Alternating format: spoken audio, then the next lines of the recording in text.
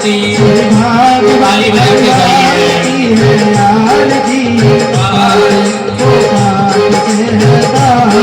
श्री भागवत भगवान की करूं आरती पापियों को पाप से है तारती पापियों को पाप से है तारती बारी बारी से आरती गाइए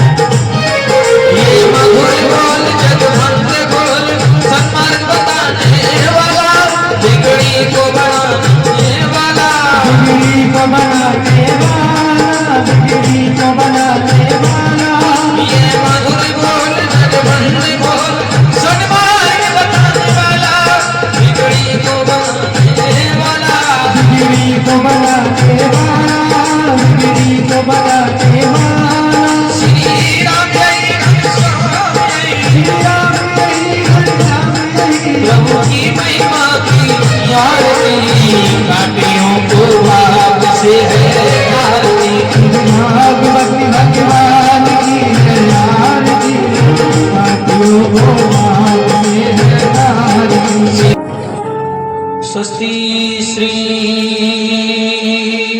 गणेशाय नमः श्री रामानुजाय नमः श्री मदकुंज विहारिणे श्री सरस्वत्यै नमः श्रीमद्कुंज विहारिणे नमः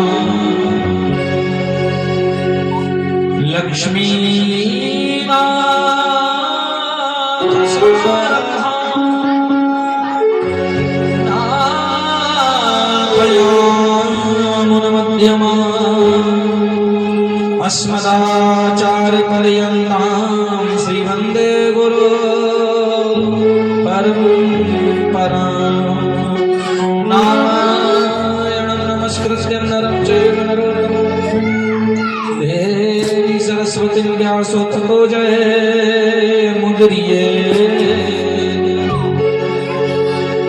कृष्णाय वासुदेवाय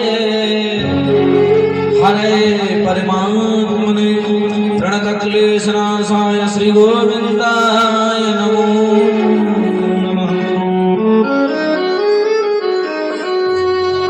आइए हनुमंत विराजिए कथा कहूँ मति अनुसार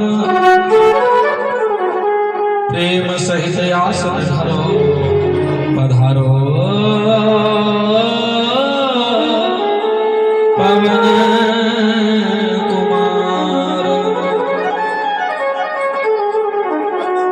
जय जय श्री राधा रमण जय जय नवल किशोर जय गोपी चित चोरनी जय जय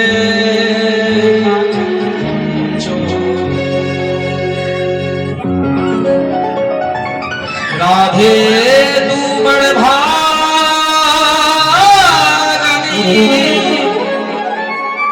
कौन तपस्या की तीन लोक तारन कर सो तेरे आधीन राधा मेरी माते पिता मेरे घनश्याम इन दोनों के चरणन में मेरा बारंबार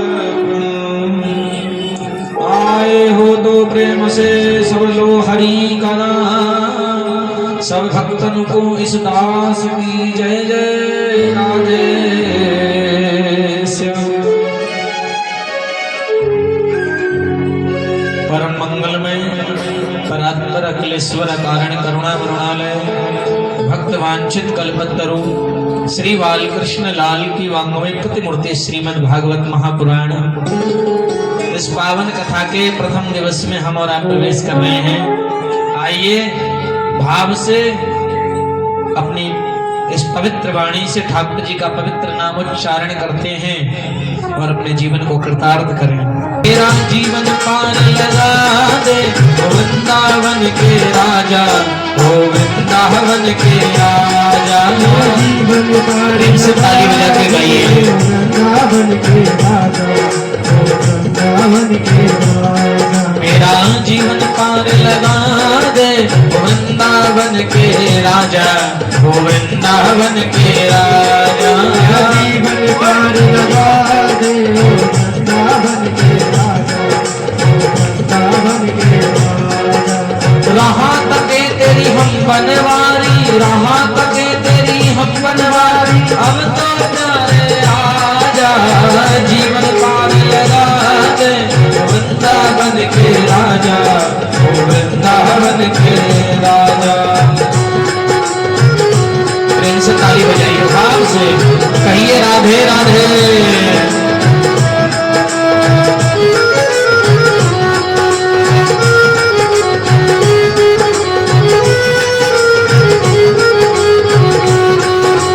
यमुना जी की लहरें कल कल करके बहती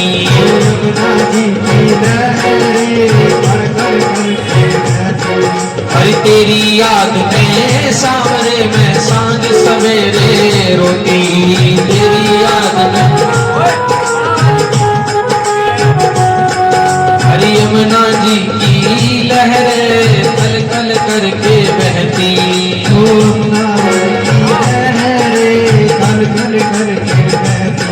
हर तेरी याद में सावरे में सांझ सवेरे रोती तेरी याद में सावरे में सांझ सवेरे रोती चरणन में तेरे हम रम जाए चरणन में तेरे हम रम जाए अब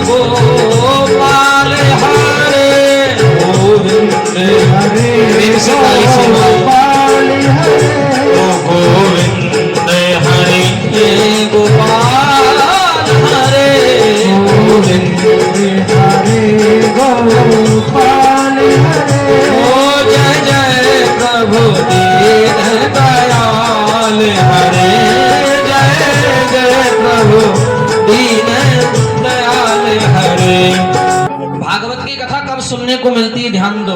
भाग्य उदयन बहुजनम समर्जितेन सत्संगम च लभते पुरुषो यदा वे अज्ञान हेतु कृत मोह मंदार कारणासाय विद्या ही तदोदयते विवेकम।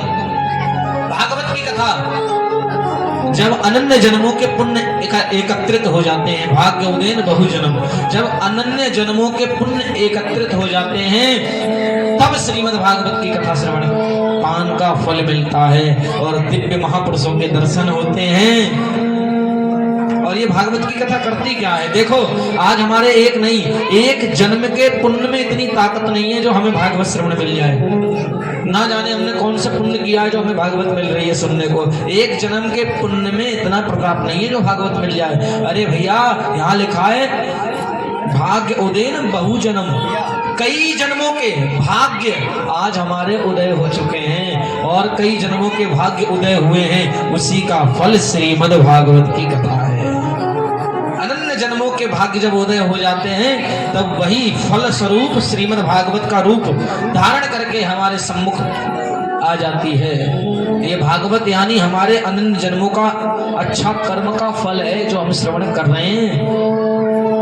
ये भागवत की कथा करती क्या है, अज्ञान हेतुकृत मोह मंदाधिकार नाशाय मई बाप, हमारे अज्ञान अहंकार को हर लेती है, घमंड को हर लेती है। विद्या ही तदोदयते विवेकम, और ये कथा हमें विद्या प्राप्त करा देती है।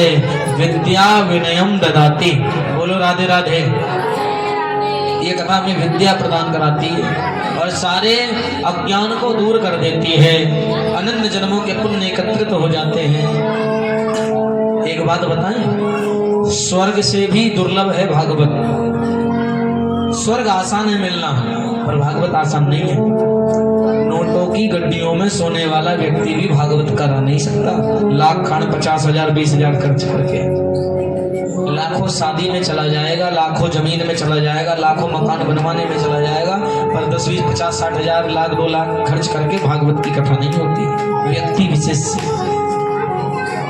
क्योंकि भगवान के नाम पर फिर धन नहीं खत्म हो जाता है धन। और भागवत जी की कथा और महात्मा कहते हैं कि कोई अगर हमसे दान ले, कोई हमारे द्वार पर दान मांगने वाला आया तो उसको प्रणाम करो पहले तो, भैया तुम्हारा बहुत बहुत धन्यवाद जो तुम खुद चलकर आए हो दान लेने के लिए। जो तुमसे दान लेने आया है ना, वो हकीकत में दान नहीं, दान के रूप में वो तुम्हारे सारे पाप कर्मों को लेने आया है।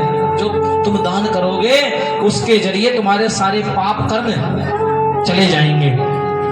जो दान लेने आया है उसका तो शुक्रिया करो कि अरे कम से कम तुम हमारे द्वार पर हमारे पापों को लेने आ गए, पैसों के रूप में, धन के रूप में, वस्त्र के रूप में, अन्न के रूप में। जो हम दान करते हैं तो समझो हमारे वो पाप जा रहे हैं। और कितने पाप करे हैं हमने भैया, अनंत पाप किए हैं, तभी तो मनुष्य शरीर मिला है। मनुष्य शरीर किसे मिलता है, बड़े भाग्यशाली को मिलता है। ये मानव का शरीर है। बड़े भाग्य मानुष तन बाबा, एक नहीं अनन्य जन्मों के भाग्य से मनुष्य शरीर, और बड़े भाग्य से मनुष्य शरीर मिलता है। भगवान कुत्ता बना देता, बिल्ली बना देता, जानवर बना देता, क्या कर लेते हैं, कुछ नहीं। और इंसान बनाया है किस लिए, इसलिए कि लाओ एक बार इंसान का मौका दे दो, शायद ये भजन करके मोक्ष को पाले। पर हम इंसान बनकर भी संसार में फंसे पड़े हैं, सदगति का मार्ग नहीं देख रहे। 84 लाख योनियां हैं, सुनने कहने में छोटा है 84 लाख, 84 लाख योनियां, 84 लाख प्रकार के जन्म, उसके बाद में सबसे अंत में मनुष्य का शरीर। 84 लाख जन्म भोगने के बाद मनुष्य शरीर है। 84 लाख योनियों में एक बात बताएं, कोई सा शरीर ऐसा नहीं है जो भगवान को पाले। कुत्ता भगवान को नहीं पा सकता, बिल्ली भगवान को नहीं पा सकती, कोई जानवर भगवान को नहीं पा सकता, कोई कीट पतंगा भगवान को नहीं पा सकता, कोई पशु पक्षी भगवान को नहीं पा सकता, मात्र मनुष्य के अलावा। क्योंकि सारे जानवर कर्म भोग रहे हैं, पर हम अच्छे कर्म करके मोक्ष को पा सकते हैं, भगवान को पा सकते हैं। पर कोई जानवर कर्म कर नहीं सकता, वो भोग सकता है, कर नहीं सकता।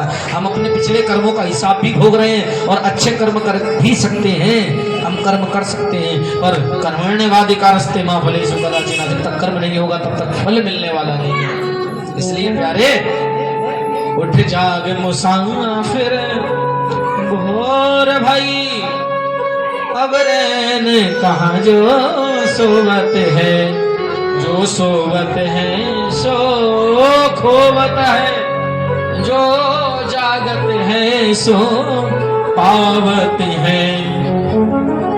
उत्तिष्ठित पुरोहित जागरयामी। वेदों के मंत्र कहते हैं उठ जाओ जग जाओ, बहुत सो लिए, मोहो निशा में बहुत दिन सोए, जाग सके तो जाग रे तेरी अच्छी बनेगी। अभी समय है संतन के संग लाग रे तेरी अच्छी बनेगी। जग जाओ, अभी हम सो रहे हैं संसार में, ये याद रखना, सो रहे हैं। जग करके भगवान के शरण में लग जाओ। अरे जो परिवार में फंसा है, पति पत्नी बच्चों में फंसा है, मकान दुकान व्यवहार में फंसा है, वो सो ही तो रहा है, वो जग नहीं रहा। तो क्या कमाना छोड़ दें? तो क्या बच्चों की सेवा करना छोड़ दें? तो क्या पति की सेवा करना छोड़ दें? तब मानोगे क्या जगा हुआ? अरे नहीं, सबकी सेवा करो, कमाओ खूब, पर सबके मध्य में भगवान को ना भूलो, भगवान को भजते रहो। जो सबके मध्य में आकर भगवान को भूल जाए वो सोया हुआ है, और जो सब में रह करके भी भगवान को ना भूले, परिवार बच्चा मकान दुकान परिवार में जो फंस कर भी भगवान को ना भूले, हकीकत में वो जग रहा है। और जो इन सब में फंसा पड़ा है, भगवान को भूल चुका है। हम तो नहीं मानते भैया भगवान को, मत मानो, क्या बिगड़ जाएगा? क्या तुम्हारे ना देने से भगवान भूखा रह जाएगा क्या? तुम्हारे ना पहनाने से क्या भगवान नंगा रह जाएगा क्या? तुम्हारे स्नान ना कराने से क्या भगवान स्नान नहीं करेगा क्या? नहीं मानोगे तो क्या, मत मानो, ठीक है। कई लोग कहते हैं इसलिए मैया जी कर्म करते रहो और जागते चलो। कमल का फूल भगवान को सबसे प्रिय है, क्यों? गुलाब का पसंद क्यों नहीं है? कमल में तो इतनी बढ़िया सुगंध भी नहीं है जितनी बढ़िया गुलाब में है, सूर्यमुखी में है, चंपा चमेली है, फूल है, पर कमल का ही भगवान को अच्छा क्यों लगता है? अरे वो तो कीचड़ में खिलता है, फिर भी कमल का फूल काहे में खिलता है? माई बाप जोर से बोलो, जोर से। कीचड़ में कमल का फूल, फिर भी भगवान को कीचड़ में पसंद है कमल का फूल। कमल का ही फूल क्यों पसंद है? वो तो कीचड़ में खिलता है। किसी ने कहा, नारायण भगवान आपको कमल का फूल क्यों पसंद है? वो तो कीचड़ में खिलता है। गुलाब ले लो और इतने फूल हैं और ले लो, पर कमल का ही क्यों? तो भगवान ने कहा, सुनो, कमल का फूल मुझे इसलिए प्रिय लगता है क्योंकि वो खिलता बेशक कीचड़ में है, खिलता कीचड़ में है, पर कीचड़ का एक भी दाग उसके ऊपर लगा नहीं होता। व्यक्ति बोला मेरे समझ नहीं आया। भगवान कहते हैं तुम बेशक संसार में रहो, जैसे कमल का फूल कीचड़ में ही खिलता है पर सना नहीं होता, इसलिए भगवान को पसंद है सबसे ज्यादा। संसार में रहो पर फंसो मत, इसलिए भगवान तुम्हें भी प्रेम करेंगे। तुम संसार में रहकर फंस जाते इसलिए भगवान प्रेम नहीं करते। अरे रहो पर फंसो मत, इसलिए भगवान तुम्हें भी प्रिय मान लेंगे अपना। बोलो राधे राधे। मैया जी भागवत की कथा में 18,000 श्लोक हैं, जोर से बोलते रहना। कितने हजार श्लोक? 335 अध्याय हैं, 12 स्कंद हैं, जिन 18,000 श्लोकों में भागवत को हम श्रवण करने के लिए विराजमान हैं। पहला श्लोक भागवत जी का यहाँ से प्रारंभ करते हैं और भागवत जी में प्रवेश करते हैं। ये पहला श्लोक भागवत जी का, 18,000 श्लोक है। एक एक श्लोक के एक एक शब्द में भगवान कृष्ण और राधा ही छुपे हैं। ये भाव, जब हम बीच बीच में मंत्र श्लोक बोले तो समझ जाना वो भगवान का ही रूप है। भागवत का एक एक शब्द भगवान कृष्ण और राधा में है, एक एक शब्द भागवत का कृष्ण है, एक एक शब्द में राधा है। भागवत का प्रथम श्लोक, आइए कथा को प्रारंभ करते हैं। बड़े श्रद्धा से सिर को ढककर सुख आसन से बैठकर हाथ जोड़कर भगवान का ध्यान करते हुए पहले श्लोक को गाते हुए और भगवान की कथा में प्रवेश यहां से करेंगे।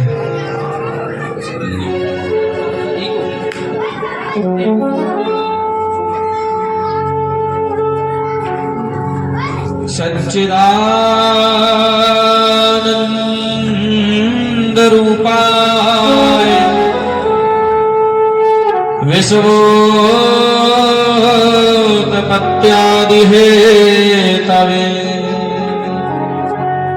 तापत्रय विनाशाय श्री कृष्णाय वयं नमः। बोलो भागवत महापुराण की जय। ये भागवत जी का पहला श्लोक। अर्थ क्या है सुनो। सच्चिदानंद रूपाय, भगवान किसका रूप है? बोले सच्चिदानंद का रूप है। ये सच्चिदानंद क्या है? सच्चिदानंद रूप भगवान का है। सच्चिदानंद क्या है? सच्चिदानंद 3 शब्दों से मिलकर बना है। सत्य चित्त आनंद बराबर सच्चिदानंद। भगवान के 3 रूप हैं, इसलिए भगवान को सच्चिदानंद का। पहला रूप भगवान का सत्य, दूसरा चित्त, तीसरा आनंद, सच्चिदानंद। पहला रूप क्या है भगवान का? सत्य। सत्य कभी खत्म नहीं होता। कल जब सब कुछ नहीं था तो सत्य था, आज सब कुछ है तो भी सत्य है। कल को जब कुछ नहीं रहेगा फिर भी राम नाम सत्य है, फिर भी सत्य ही बचेगा। इसलिए भगवान का नाम एक सत्य है। भगवान को सत्यता से पाया जा सकता है। झूठ बोलकर कोई भगवान को नहीं पा सका, सत्य बोलकर। सत्य अविनाशी है, सत्य का नाश नहीं होता, इसी भगवान का भी कभी नाश नहीं होता। जो भगवान को नाशवान समझते हैं वो मूर्ख हैं। हिरण्याकश्यपु की जाति के वो लोग। हिरण्याकश्यपु अपने आप को ही भगवान कहता था। अरे कौन भगवान? मैं नहीं मानता, मैं खुद ही भगवान हूँ। कौन कैसा भगवान? मैं नहीं मानता, मैं दिया धूपबत्ती नहीं करता भगवान के आगे, ऐसा कहता था। पर याद रख, सिकंदर के हौसले तो आली थे, जब गया था दुनिया से ये दोनों हाथ खाली थे। जन जमीन जर जेवर कुछ ना साथ जाएगा, खाली हाथ आया था खाली हाथ जाएगा। माँ बाप, बहन बीवी, बच्चे छूट जाएंगे, श्वास टूटते ही सब रिश्ते टूट जाएंगे। इसलिए आज जवानी पर इतनाने वाले कल पछताएगा।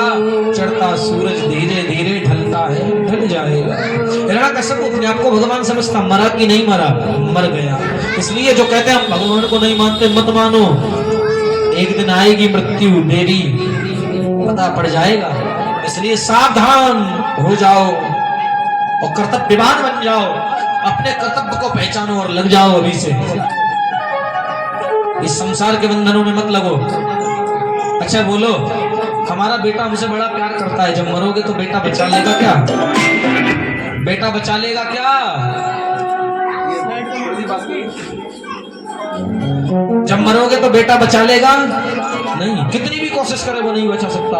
लाख दुनिया की दौलत न्यौछावर कर दे यमराज, लो सब ले लो मैंने जो कमाया जीवन भर में, मेरे प्राण ले लो पर मेरी माँ को बचा लो, बच जाओगी क्या? पति बोले मेरे प्राण ले लो, सब कुछ ले लो पर मेरी पत्नी को बचा लो, बच जाओगी क्या? पति मरे तो तुम बचा लोगे क्या? नहीं। इसलिए संसार के रिश्ते हैं, 7 जन्म तक हम तुम्हारे तुम हमारे, ऐसा कहती हैं। एक जन्म का नहीं पता, एक जन्म में जब मरोगे तो तुम नहीं बचा सकते, 7 जन्म की क्या गारंटी लेते हो? ये मूर्खों वाली बातें हैं।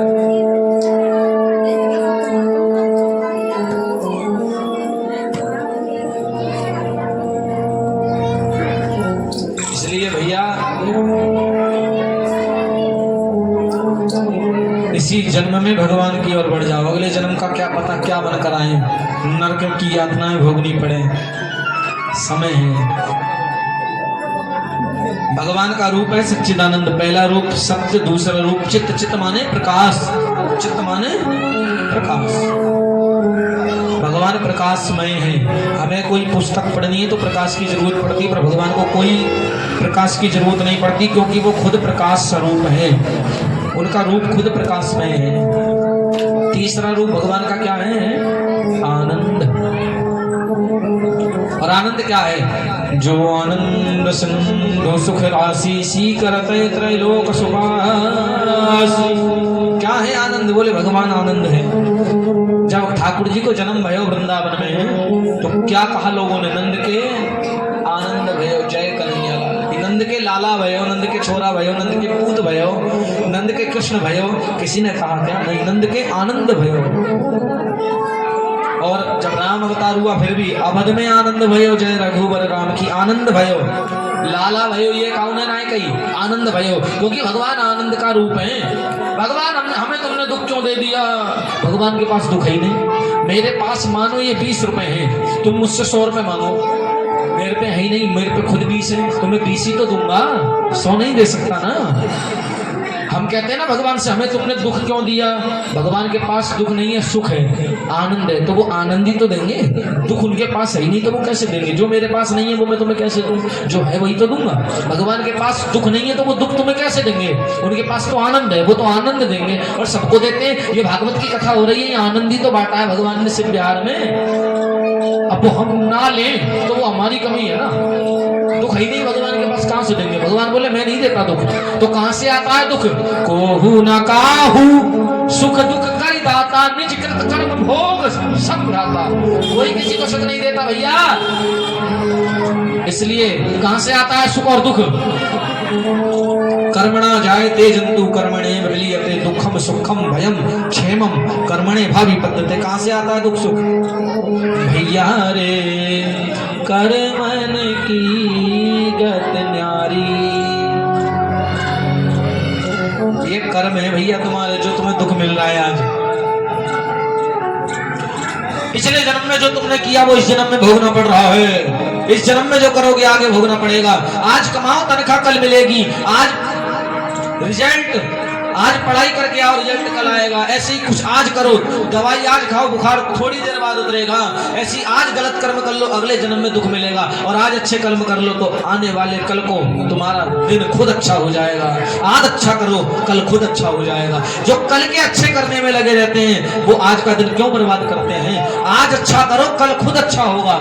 जो अगर तुम कल के अच्छे में लगे रहे कि कल का आने वाला दिन हमारा अच्छा हो जाए, और आज का तुमने बेकार गवाया कल के अच्छे के चक्कर में, तो वो भी बेकार चला जाएगा। आज अच्छा करो कल खुद अच्छा होगा। अगर तुमने पढ़ाई अच्छे से करी है तो रिजल्ट बढ़िया ही आएगा, और जो रिजल्ट का ध्यान रखें पढ़ाई ना करें तो कैसा रिजल्ट। इसलिए आज अच्छा करो कल की परवाह छोड़ो। कल जो होए सोई जो राम रच रखा, कल होगा अच्छा अगर तुमने आज अपना अच्छा बना लिया तो। इसलिए आज अच्छा बनाओ, कल के भरोसे ना रहो मेरी माँ। आज ही अच्छा कर लो, कल किसने देखी। युधिष्ठिर ने कहा महाभारत का युद्ध जीतने के बाद सबको दान दिया, राजा बन गए पांडव, खूब दान लुटाया, सबको दान दिया। एक व्यक्ति रह गया दान के लिए, बाद में आया महाराज हमें तो दे दो। युधिष्ठिर बोले अब तो शाम हो गई, एक काम कर तू कल आना, कल सुबह सुबह ले जाना आकर भोर में। कन्हैया जी बोले युधिष्ठिर ठीक है मैं जा रहा हूँ द्वारका। भगवान क्या हो गया कि जब तुम खुद पता है तुम्हें सब कुछ, तो मैं क्या करूं तुम्हारे पास रहकर। भगवान ने कहा, युधिष्ठिर ने कहा नाराज क्यों रहे, क्या बात हो गई भगवान बताओ तो सही। कन्हैया कहते हैं क्या तुम्हें पता है आने वाला कल तुम्हारे जीवन में आएगा कि नहीं आएगा? क्या पता रात में ही मर जाओ। हाँ भगवान ये तो आप सही कह रहे हो। तो तुमने इस व्यक्ति से क्यों कहा कि कल आके ले जाना दान? ये तो कल आ जाएगा दान लेने, क्या तुम कल तक जीवित रहोगे देने के लिए? नहीं। तो इसलिए कल के भरोसे ना रहो, आज ही करो। काल करे सो आज कर, आज करे सो अब, पल में प्रलय होएगी भूल करेगा कब। इसलिए जो कल के भरोसे रहता है, भगवान कहते हैं महाभारत में वो मूर्ख है जो कल के भरोसे रहता है। दान पुण्य में कल देखेंगे, कल करेंगे, कल करवा लेंगे, अभी तो धन नहीं आगे देखते हैं, बाद में देखेंगे, वो सबसे बड़ा मूर्ख है, बाद के चक्कर में जो रहा। इसलिए कल नहीं आज ही करना है अच्छा काम, आज नहीं अब। कहिए राधे राधे। और भगवान करते क्या है? विश्वोत्पत्त्यादि हेतवे, विश्व की उत्पत्ति करते हैं। और क्या करते हैं? देहिक दैविक भौतिक तापा, देहिक दैविक भौतिक ताप को भगवान मिटाते हैं, और ऐसे भगवान को हम प्रणाम करते हैं। श्री कृष्णाय वयम नमः। ये भागवत जी के प्रथम श्लोक का अर्थ।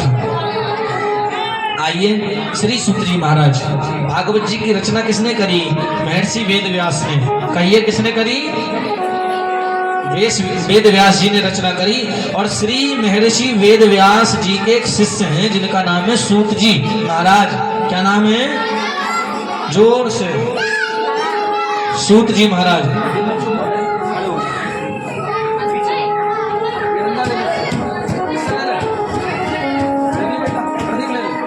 क्या नाम है? सूत जी महाराज। भागवत की रचनाकार महर्षि वेद व्यास हैं, और महर्षि वेद व्यास के शिष्य सूत जी महाराज। सूत जी महाराज की उम्र कितनी है? 20 साल। कितने साल के हैं सूत जी? 20 साल के हैं। और ज्ञान कितना है? कोटि सूर्य समप्रभा, करोड़ों सूर्य के समान ज्ञान है। 20 साल की उम्र में सूत जी को इतना ज्ञान है कि उन जैसा कोई ज्ञानी नहीं हुआ। लोग कहते रावण ज्ञानी है, अरे तो मूर्ख हो। वो ज्ञानी नहीं होता जो दूसरे की स्त्री को चुरा ले, वो मूर्ख होता है। क्या वेद पढ़ने से कोई ज्ञानी बन जाएगा? नहीं। 2.5 अक्षर प्रेम को पढ़े सो पंडित हो। कितने भी वेद पढ़ लो पर अहंकार है तो तुम ब्राह्मण नहीं हो। अरे तुम वेद मत पढ़ो पर तुम्हारे अंदर शीलता है, तुम्हारे अंदर प्रेम है, तुम्हारे अंदर दया है, तुम्हारे अंदर करुणा है, अनुराग है,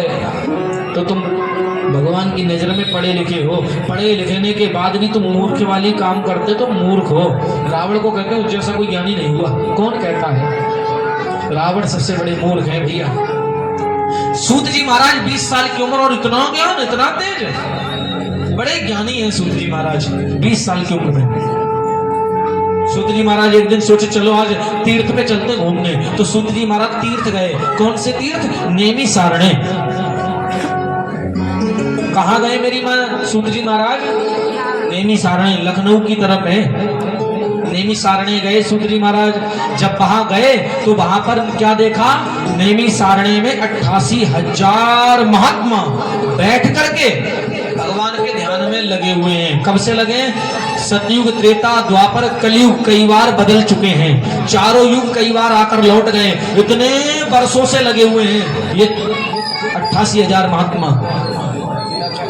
88,000 महात्मा वर्षों से कर रहे हैं भगवान का तप और भजन, वर्षों से। और इन्हीं 88,000 महात्माओं के मध्य में 20 साल के श्री सूत जी महाराज पधारे। कहिए राधे राधे, ध्यान से सुनना है।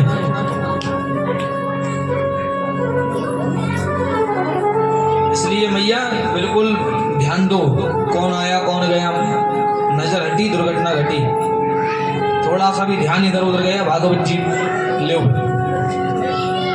भाई, गलती से दवाई खा लो दूसरी, थोड़ी सी ध्यान इधर उधर हो गया, खानी ये गोली थी खबी गई, नहीं उतरेगा बुखार, चढ़ जाएगा और इतना चढ़ेगा फट जाएगी नस दिमाग की, प्राण निकल जाएंगे। हाँ, इसलिए ध्यान अगर इतना सा भी भंग हो गया, पता पड़े कुछ हम अच्छा कह रहे थे पर वो उल्टा समझ आ गया, हम कह रहे पति की सेवा करो, तुमने घर जाके पानी फेंक के मारा, तो ध्यान हट गया ना तो उल्टा ही समझ आएगा। पर इसलिए ध्यान नहीं हटना चाहिए। मैया बोलो राधे राधे। बिल्कुल पंचायत नहीं, देवरानी जेठानी शांत। घर में तो बेचारी ऊपर नीचे रहती ना, एक ऊपर एक नीचे, तो बोल नहीं पाते। यहाँ इकट्ठी भैया पता नहीं कितने सालों में जीवन में तो बोल रही है, मत बोलो। सूत जी महाराज 88,000 महात्माओं के मध्य में नेमी सारणे तीर्थ में पधारे। 20 साल के हैं सूत जी महाराज। कितने संतों के बीच में गए हैं? 88,000। कहाँ गए हैं? नेमी सारणे में। 88,000 महात्मा क्या कर रहे हैं? भगवान का भजन। कब से कर रहे हैं? बोले कितने युग बदल गए तब से कर रहे हैं, उठे ही नहीं है। और सूत जी महाराज पधारे वहां पर, और 88,000 महात्मा खड़े होकर सूत जी के चरणों में प्रणाम करने लगे। क्या करने लगे? प्रणाम करने लगे। सूत जी डर गए। सूत जी ने कहा हे भगवान क्या कर रहे हो महर्षियों, हम आपको प्रणाम कर रहे हैं। सूत जी ने कहा क्यों? मैं तो 20 साल का हूँ, और हे ऋषियों 88,000 महात्माओं तुम 1-1 लाख साल के हो, तुम मेरे पैर क्यों छू रहे हो? मैं तो 20 साल का, और आप इतने मेरे दादा परदादा की उम्र से भी ज्यादा, मैं आपके पैर छूंगा, आप मेरे आगे क्यों झुक रहे हो? तो ऋषियों ने कहा एक बात कहें सूत जी महाराज, बेशक आप उम्र में छोटे हो, हम आपकी उम्र को देखकर आपके आगे नहीं झुके। तो अरे कोई संसार में धन में बड़ा होता है, कोई बल में बड़ा होता है, कोई उम्र में बड़ा होता है, पर बड़ा किसे कहते हैं? धन वृद्धा बल वृद्धा आयु वृद्धा तदैव च। तुम धनवान हो गए तो क्या ज्यादा बड़े हो गए? इतना अहंकार क्यों? अरे तुम्हारे घर पे टाइल लग गई तो तुम्हें अहंकार हो गया, और ऐसा सोना लगा था रावण के महलों में, तो उसके लेटरिन बाथरूम भी सोने चांदी के हैं, तब उसको अहंकार नहीं हुआ, और अहंकार हुआ तो नष्ट हो गया।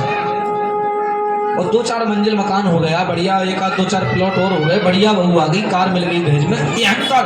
अरे हम तो ये हम तो भोले फिर रहे हो।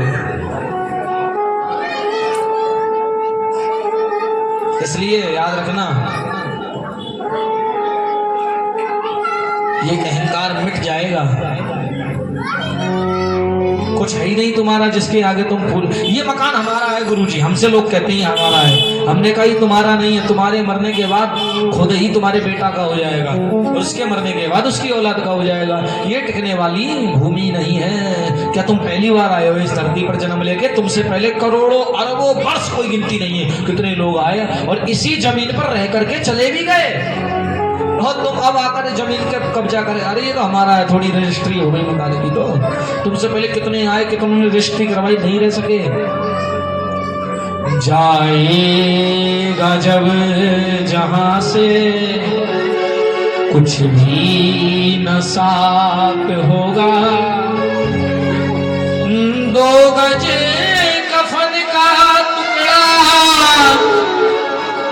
तेरा निवास होगा।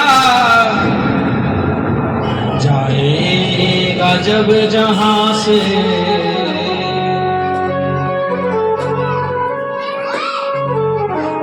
परिवार, ये सब है तेरा जीते जी का नाता। मरने के बाद भैया कोई ना काम है आता।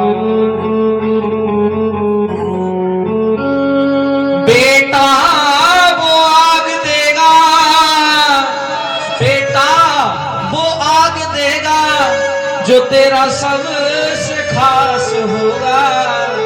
2 गज कफन का टुकड़ा तेरा निवास होगा। पत्नी चलेगी मकान तक, मरने के बाद कौन कहां तक जाएगा सुन लो।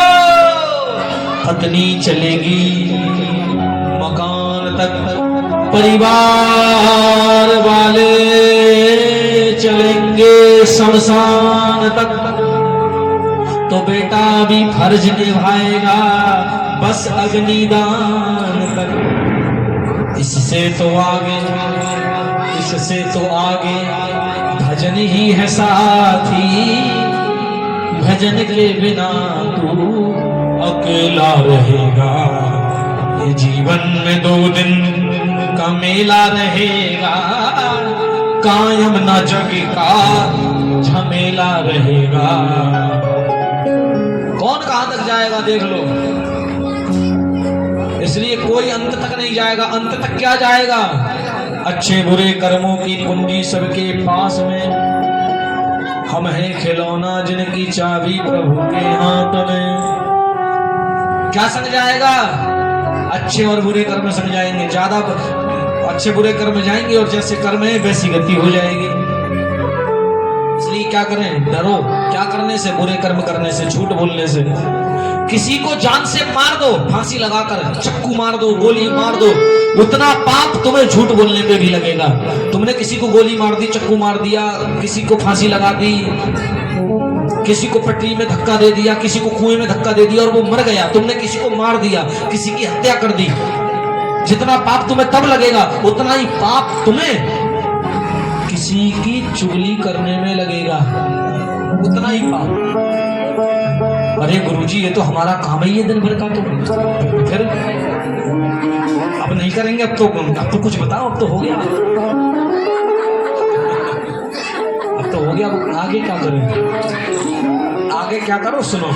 भगवान कहते हैं अपने बुरे कर्मों को जिसको पश्चाताप हो जाए कि हमने ये करा पर अच्छा नहीं किया, हमें ऐसा नहीं करने चाहिए था, गलती हो गई हमसे।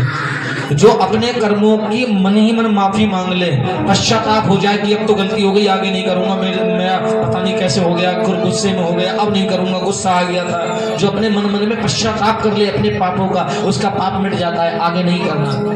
अब आप तो हो गई बुराई सुराई जो हो गई, अब आगे नहीं। पर कुछ भी का आनंद आता है ना बुराई। आनंद, अपार सुख मिलता है। खाना पच जाता है शाम को, 2 रोटी ज्यादा खा जाती है, तबीयत भी सही रहती है।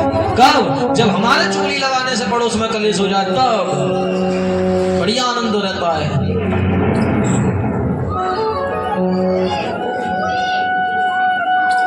इसलिए भैया ये दुनिया तो बस पूछ के मजाक उड़ाएगी तुम्हारा।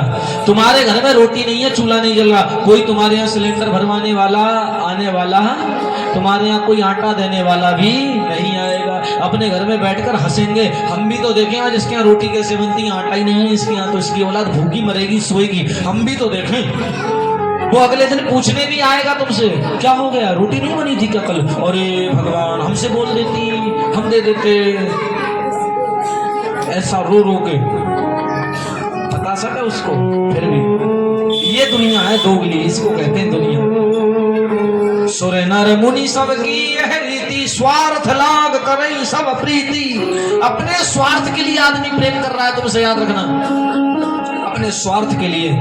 तुमसे कोई लालच है उसे, इसलिए वो तुम्हें अपना बनाकर फिर रहा है, तुम्हारे कल्याण के लिए नहीं। संसार में खाली दो लोग ऐसे हैं जो बिना लालच के तुम्हें एक अच्छा रास्ता दिखाने को आतुर हैं। अच्छा रास्ता तुम्हें कोई कब दिखाएगा? जब खाली दो ही लोग हैं ऐसे। पति ना कमाए तो मैं गारंटी से कह सकता हूँ पत्नी संग रहने वाली नहीं है। पत्नी रोटी ना दे तो पति भी संग रहने वाला नहीं है। बच्चे बड़े हो गए पर कमा के नहीं देते माँ बाप को, तो वो बच्चा को संग नहीं रखेंगे माँ बाप। और बच्चा कमा के खर्चा चला रहा है घर का और माँ बाप उस बच्चे के कहने में ना चले, तो वो बच्चा अपने माँ बाप को रखने वाला नहीं है, याद रखना। इसलिए कोई ना कोई लालच है हर किसी को। तुम्हारी औलाद को तुमसे लालच, तुम्हें अपने पति से लालच, पत्नी को तुमसे लालच, हर किसी को लालच। और वो काम ना हो तो तुम सब छोड़ दोगे एक दूसरे को। क्यों हो गया तलाक? इसलिए तो क्योंकि पति सुनता नहीं था, तलाक हो गया। कमाता ही नहीं था, घर में पड़ा रहता था। क्यों हो गई पत्नी अलग? क्योंकि पत्नी रोटी नहीं देती थी, रोज बंठन के खड़ी हो जाती थी द्वार पे, बस और कोई काम नहीं था। इसलिए कलेश हो गया, अलग हो गए। याद रखना मेरी माँ, ये संसार है। मात्र दो लोग ऐसे जिनको तुमसे कुछ नहीं चाहिए पर वो फिर भी तुम्हारा कल्याण करेंगे। कौन? एक गुरु।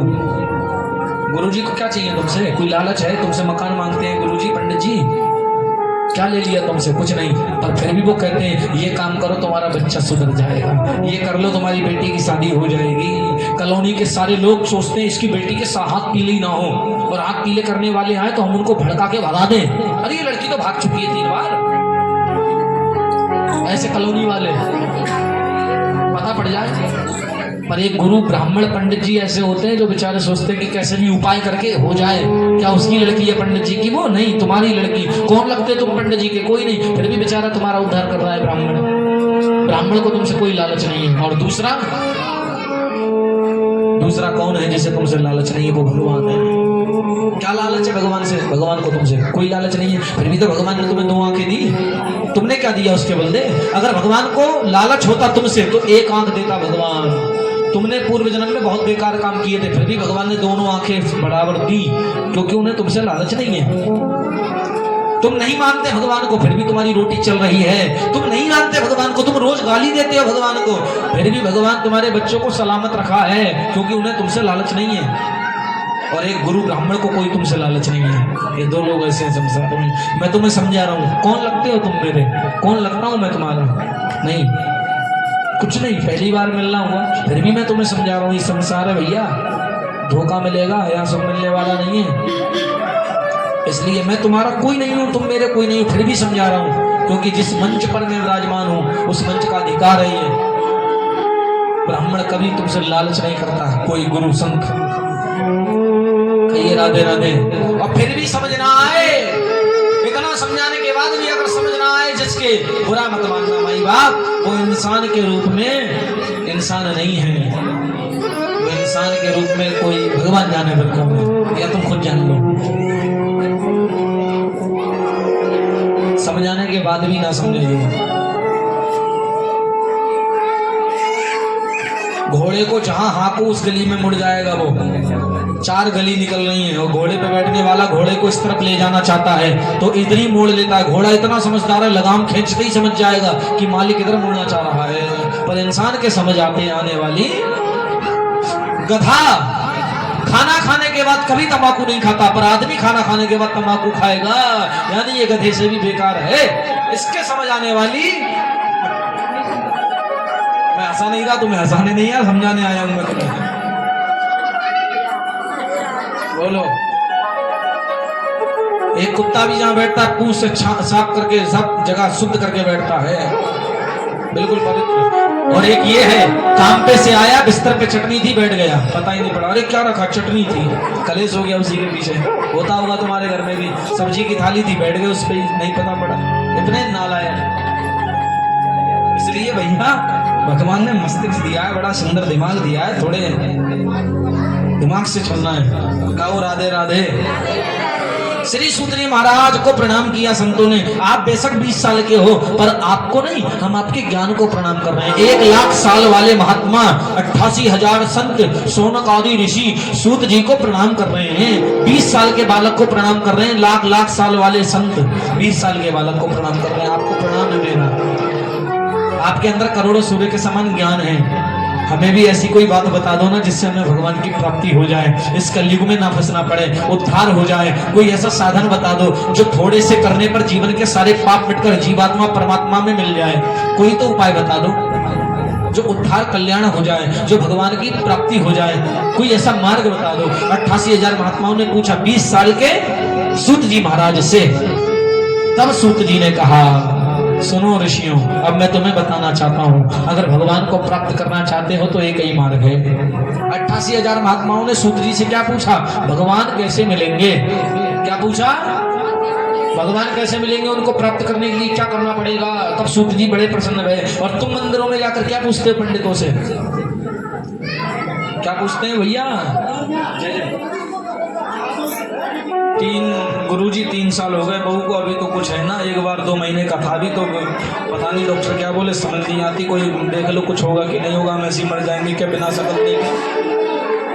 हम ये पूछते मंदिर में यार, ईंटें तो आई हुई है गुरुजी, पर मकान बनने को लगा नहीं लग रहा हो। ये फालतू की बातें हम लोग समाज में रह करके ब्राह्मण से पूछते हैं, पर भगवान कैसे मिलेंगे ये कोई नहीं पूछता। एकादशी के व्रत के दिन क्या खाएं, हर कोई पूछता है। हमसे लोग पूछते हैं। मेरे को कम से कम 7-8 साल हो गए भागवत की कथा करते करते पंडिताई कर्म में, लेकिन हजारों लोगों ने मुझसे व्रत के विषय में पूछा, गुरुजी बृहस्पति को क्या खाएं, सोमवार को क्या खाएं? खाने की बात, मैं खाना ही तो व्रत क्यों? किसी ने ये नहीं कहा कि क्या क्या ना खाएं, कैसे करें, क्या उपाय है, क्या नियम है, क्या खाएं। मैंने कि सुबह लोटा ले, लोटे में हल्दी मिला के पानी शंकर जी पे चढ़ाओ। नहीं, ये तो हमें पता है कैसे, ये तो सब हम पूजा कर लेंगे। ये बता दो क्या क्या खा लेंगे, पूजा पता है हमें सब। तो हमने कहा खा भी ले फिर।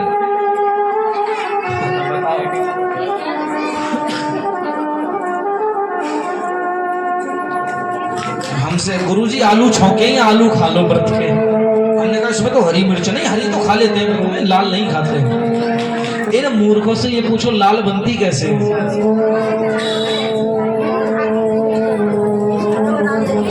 हरी को ही सुखाकर लाल वाल करके उसी को पीसा जाता है। समझ नहीं आता है। धन्य है, ठीक है, अच्छी बात है। सूत जी ने बताया भगवान कैसे मिलेंगे। सुनो, भगवान की प्राप्ति के लिए अपने मन को मार दो, भगवान मिल जाएंगे। क्या करना पड़ेगा भगवान को पाने के लिए? बोलो मेरी माँ, मन को मार दो। मन के हारे हार है, मन के जीते जीत, मन ही मिला मन ही करावे फजी। इसलिए ये मन भगवान से भी मिला सकता है, मन कलेश भी करा सकता है। अपने मन को जो बस में कर लेगा भगवान को पा लेगा। अच्छा ठीक है महाराज, कलियुग के प्रभाव से बचने के लिए, भगवान की प्राप्ति के लिए क्या करना पड़े? ये जीवात्मा परमात्मा में मिल जाए उसके लिए क्या करना पड़ेगा? तब सूत जी ने कहा अगर कलियुग से बचना चाहते हो तो एक उपाय है, नाम संकीर्तनम यस्य। भगवान का नाम ज्यादा से ज्यादा जपो, कलियुग के प्रभाव से बचे रहोगे, कलियुग से बचे रहोगे। अच्छा ठीक है महाराज, जीवात्मा को परमात्मा में मिलने के लिए क्या करना पड़ेगा? हमें बार बार धरती पर ना आना पड़े, हमें मोक्ष की प्राप्ति हो जाए, वैकुंठ प्राप्त हो जाए, भगवान की प्राप्ति हो जाए, उसके लिए क्या करना पड़ेगा? उसके लिए तब सूत जी ने कहा भगवान को प्राप्त करना चाहते हो तो हर समय काम करते रहो, नाम जपते रहो, मुख से गोविंद गोपाल गाते चलो, मन से मुरली वाले को रिझाते चलो। आटा कैसे गूंदते हो घर में? मुंह से कि हाथ से? हाथ से। तो मुंह से क्या करना है फिर? गोविंद जय जय गोपाल। आटा गूंदते रहो, करते रहो। कपड़े कैसे धोते हो? बस बस इतना ही ठीक है। कपड़े कैसे धोते हैं? मुंह से। हाथ से है, हाथ से ना, मुंह से क्या करना है? मन हो जा दीवाना रे श्री राम जी के चरण। बर्तन हाथ से, मुंह से तो नहीं ना। हाँ, तो मुंह से क्या करना है? गोविंद मेरो है गोपाल मेरो।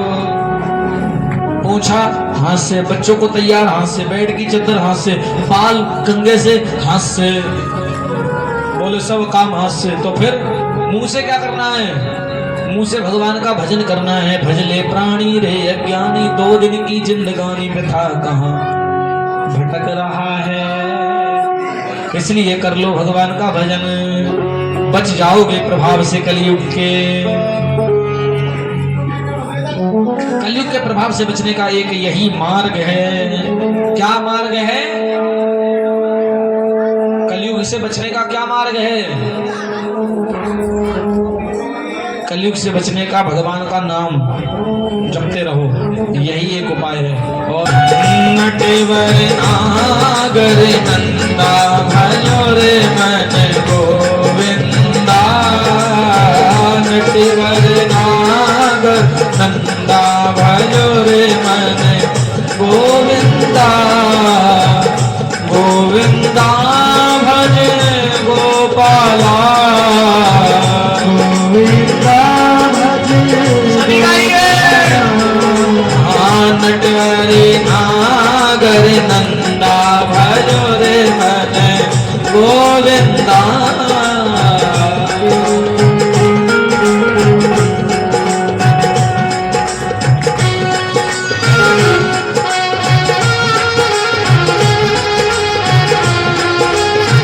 हरि बोल।